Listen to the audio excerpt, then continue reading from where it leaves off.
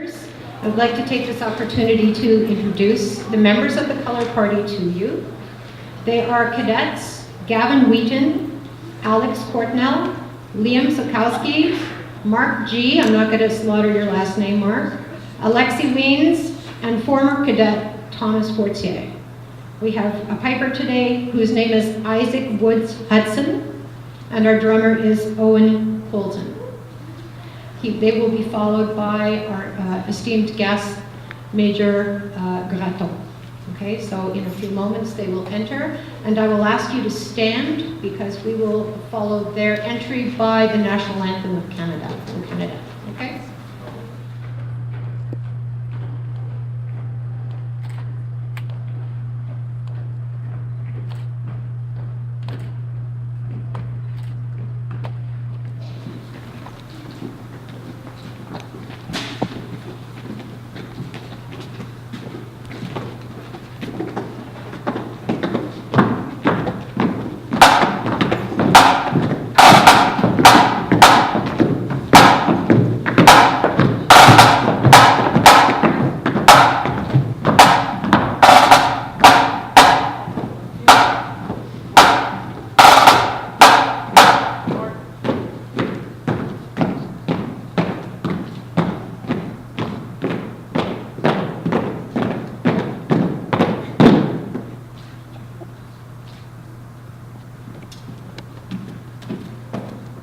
I would like you to prepare yourselves for the singing of O Canada, led by the BHS Glee Singers.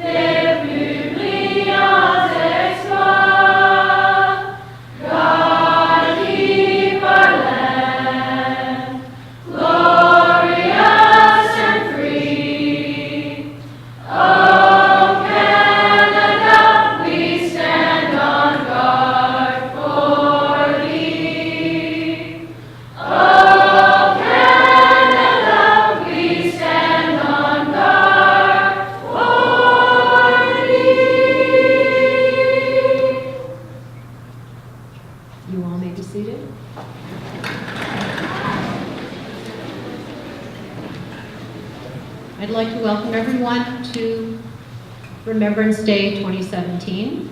Obviously tomorrow is the 11th of November, and traditionally we remember them on the 11th day of the 11th month at the 11th hour, but we're going to do it today obviously because tomorrow is Saturday.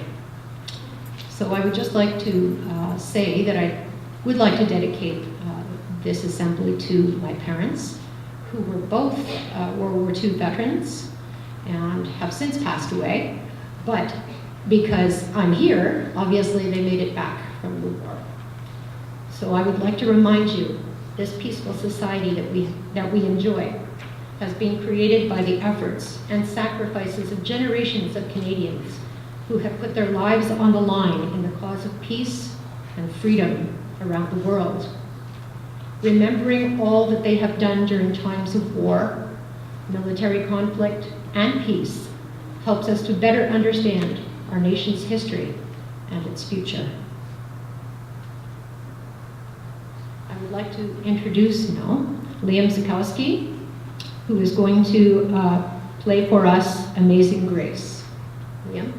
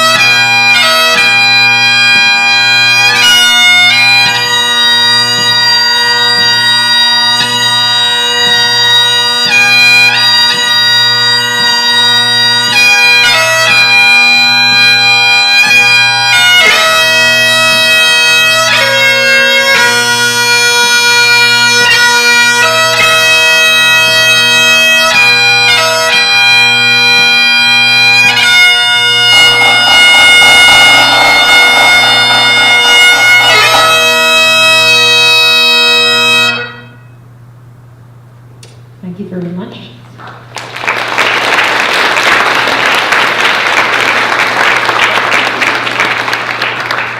I would now like to take the time to introduce you to Mr. Zanakis, one of our esteemed teachers, who is going to read Lesson Learned.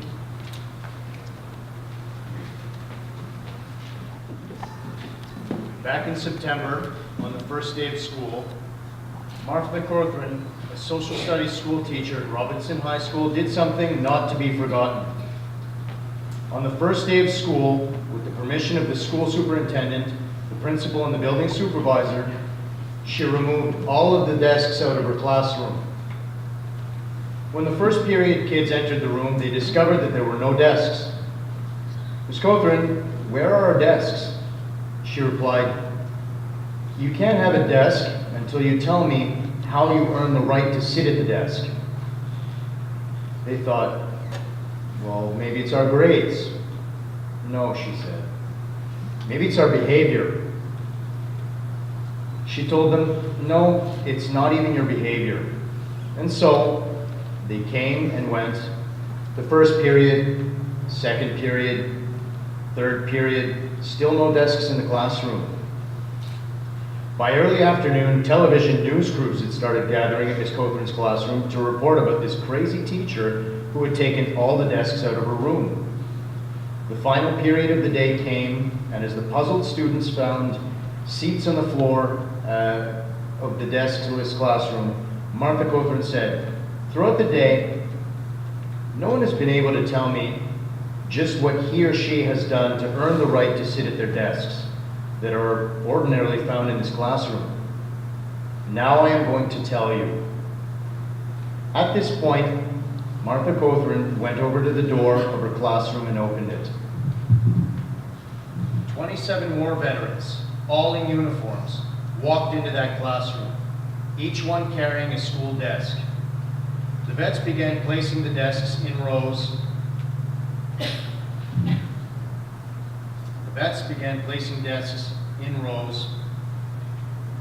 And they would walk over and stand alongside the wall. By the time the last soldier had set the final desk in place, those kids started to understand, perhaps for the first time in their lives, just how the right to sit at those desks had been earned. Martha said, "You didn't earn the right to sit at these desks. These heroes did it for you. They placed these desks here for you. Now it's up to you to sit in them. It is your responsibility to learn and to be good students, to become good citizens." They paid the price so that you could have the freedom to get an education. Don't ever forget it. So please remember, a veteran is someone who at one point in his or her life wrote a blank check made payable to citizens of Canada for an amount of up to and including my life. A video clip called "A Pittance of Time." Good morning, shoppers. At 11 o'clock on this 11th day of November, we'd like to invite you to share with us 2 minutes of silence in honor of our veterans.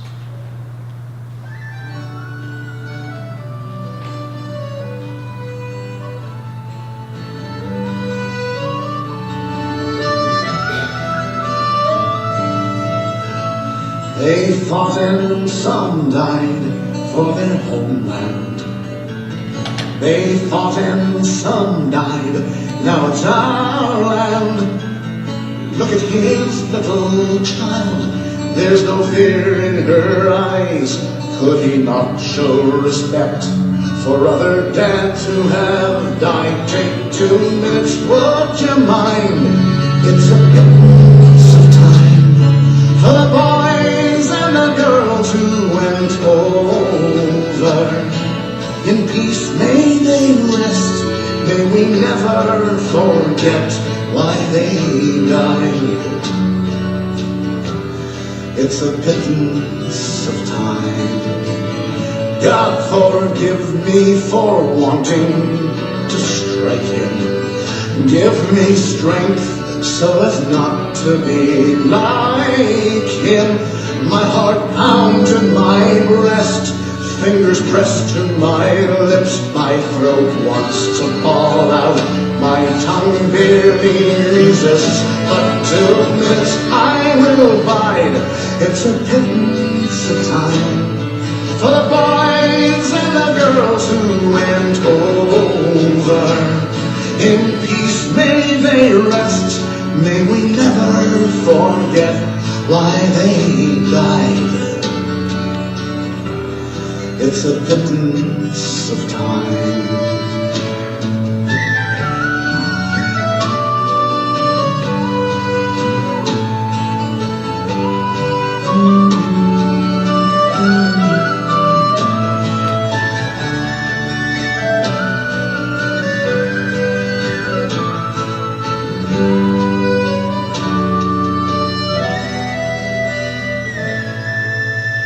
Read the letters and poems of the heroes at home.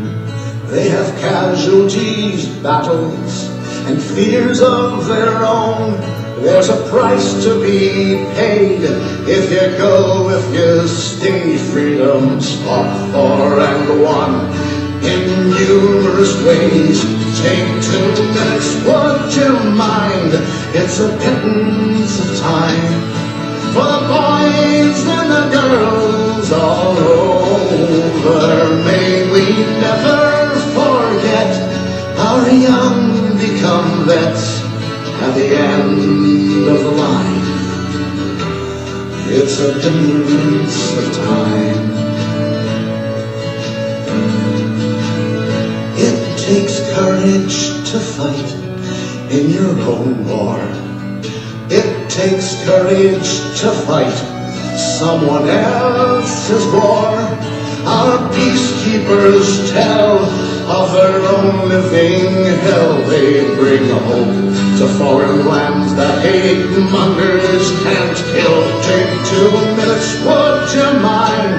It's a pittance of time for the boys and the girls who go over. In peacetime our best still don battle dress and lay their lives on the line. It's a pittance of time. In peace may they rest, lest we forget why they died. Take a pittance of time.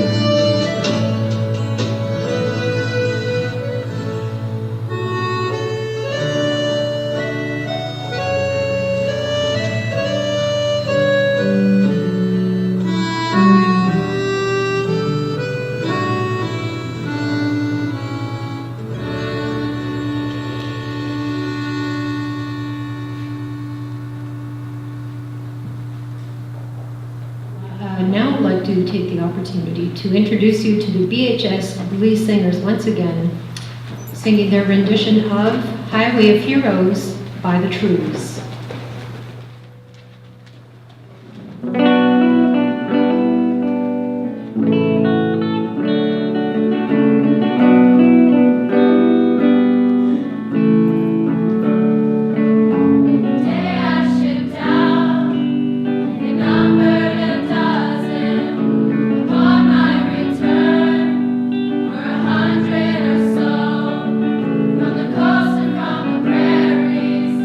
Met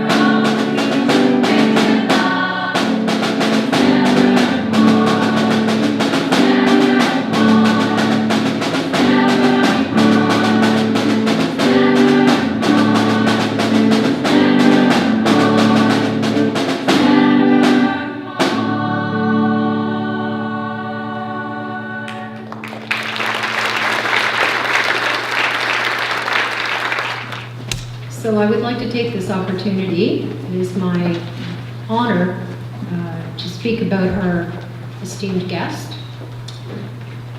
Major Richard Breton joined the Canadian Forces in 1980 as a reservist. After his CEGEP studies, whoops, I can't read in the dark. Thanks.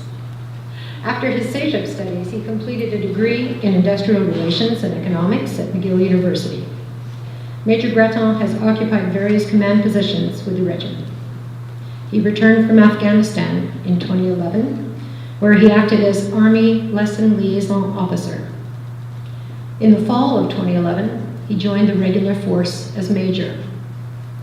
Over his career, Major Breton has been a strong advocate of building links in the military to support the families of serving and deployed military members. His most recent accomplishment was the opening of Heroes Park in Beaconsfield, a park which honors the services of men and women who have served their community and their country. It is without any further ado that I would introduce to you Major Richard Breton.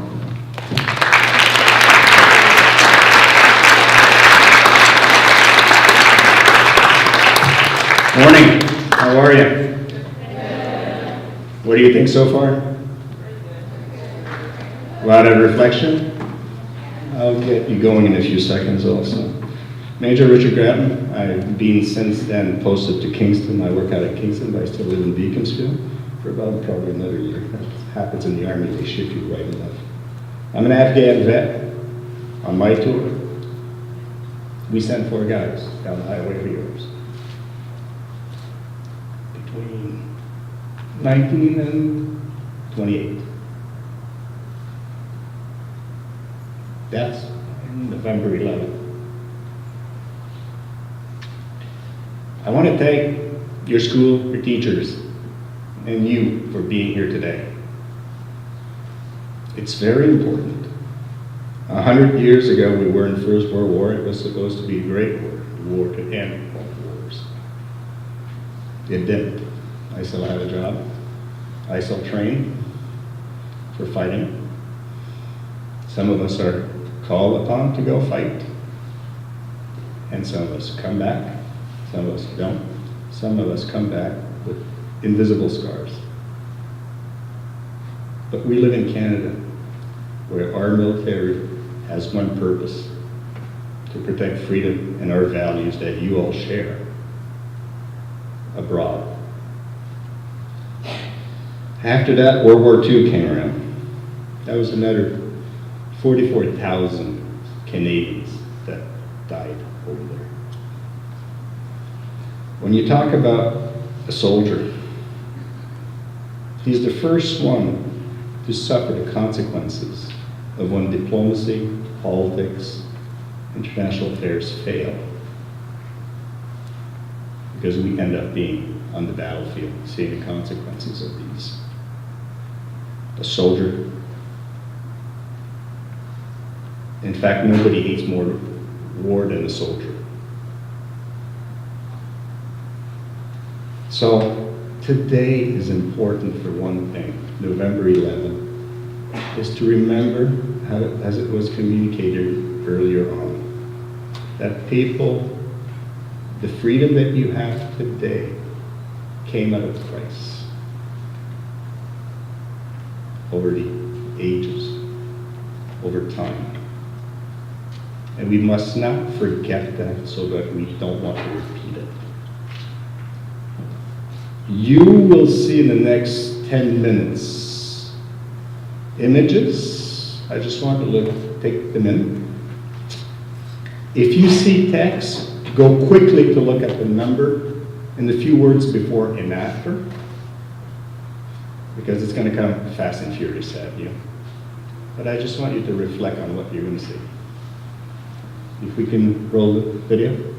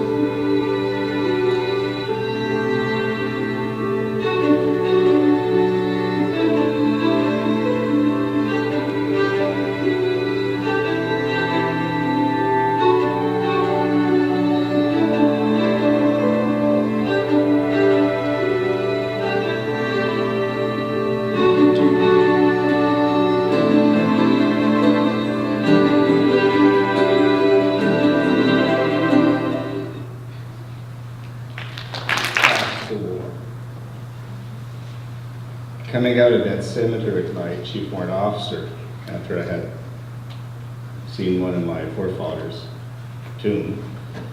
He looked at me and says, you know, sir, in that French cemetery next door, there's 50,000 tombs. There's probably one guy in there that's buried that could have found the cure for cancer. Instead, he's lying in that damn grave. Imagine all the lives that were touched. Obviously, the 15-year-old soldier is the most visited grave in Europe. He lied on his application. He probably figured that one out. They've put astroturf in front of the tomb because so many people are there. Dieppe, you've noticed a lot of unknown soldiers. Tayankot, 12,000 soldiers are buried in that cemetery. On the walls, there's 8,300 names of unknown soldiers. They did not find them. They were not buried. Manon Gate, that was the big gate that you saw. There was 205,000 Commonwealth soldiers in Belgium that died.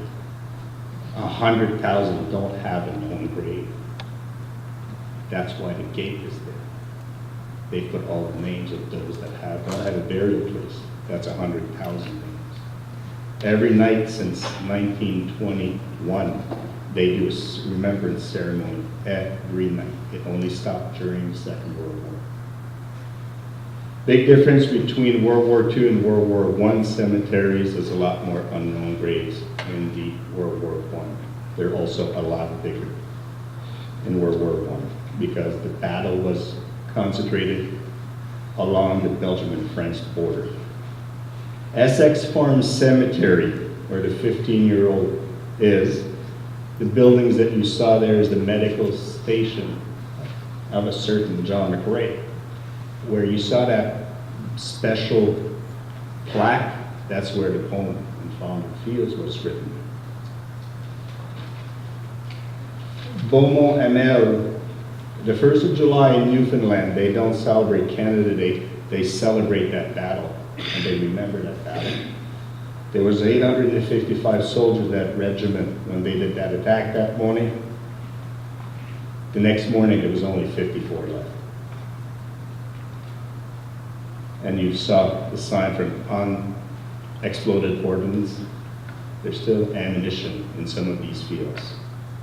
We were just jumping in farmers' fields, kicking dirt, and we still were finding shrapnel 100 years later. Just to give you the carnage and the amount of ammunition that was thrown between both sides. The Piper won a Victoria Cross because he stood up above the trench.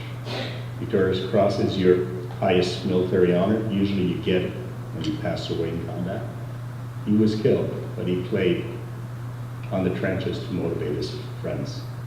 Notre-Dame de Lorette is in the Vimy area. It's in the north of France, part of Calais. The plaques that you saw, it's 580,000 names only for that region. That plaque where you see Mort pour la France, les restes enterrés, that was 10,000 people that were buried there. And you saw the Dressage. The father in 1915 passed away, the son passed in 1940. By the way, the French and the German army, when you look at the cross, it's two, it's not one. Vimy, the first wave, where my relative is. First wave was between 15,000 and 20,000 soldiers.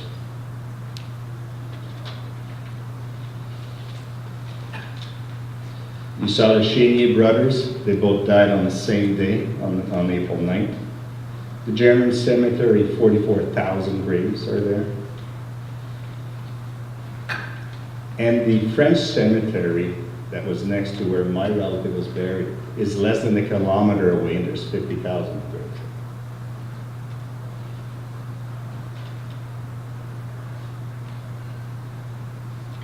The village, when we did this ceremony, the whole village came out to see us 100 years ago. The village didn't exist. They had been destroyed. There are about 10 kilometers, no, 8 kilometers away from Vimy, the whole village, and they showed us pictures of their forefathers and what was the village like after the war. And it was basically a field. That was the message I had for you, that when you think about war, the nice images, the video games, well, there's a cost to this, and it's there. We lost 159 soldiers in Afghanistan. Different context, different war, still at war. One question for you. In Afghanistan at one time, the most dangerous job was what? Anybody would dare to try to give that one a try? Who do you think in Afghanistan was the most dangerous job to have? I'll give you the answer. It wasn't a sniper, it wasn't a gunner, it was a school teacher. Because if a school teacher taught to girls, they would be killed by the Taliban. And guess what? A lot of individuals, men and women, stood their ground, proved courage. Some of them gave their life because they said, you know what? Girls deserve an education. That's also courage for me. I'm just going to leave you with two thoughts. Heroes Park honors in Beaconsfield people in uniform being police, fire, military, first responders. And if ever you want to see war graves, you have some less than 2 kilometers here. It's called the National Field of Honor. At Health, there's 22,000 soldiers that are buried there. World War I, World War II, Korea, and Afghanistan. I will leave you with this talk from John F. Kennedy, President of the United States from 1960 to 1963.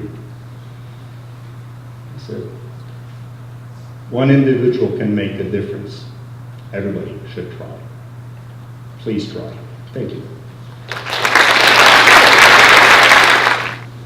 This PowerPoint presentation was made by 2 students from our very own school.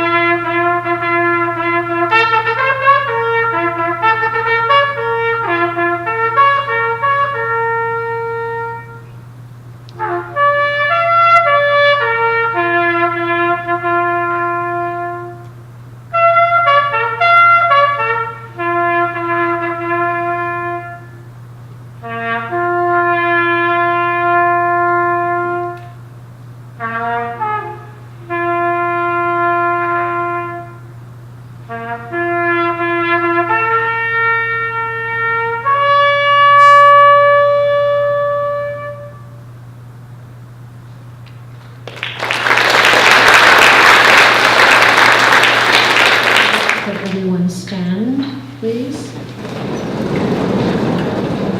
Thank you. And the color party will exit. We will wait for the color party to exit the auditorium before we leave. I want to thank everyone for being so amazing and attentive. And tomorrow, if any of you think about it, hopefully you do, at 11 a.m., just take a second to think about all the things that you've seen and heard today. And be thankful. And if you see a veteran, thank them. Thanks for your patience and cooperation today.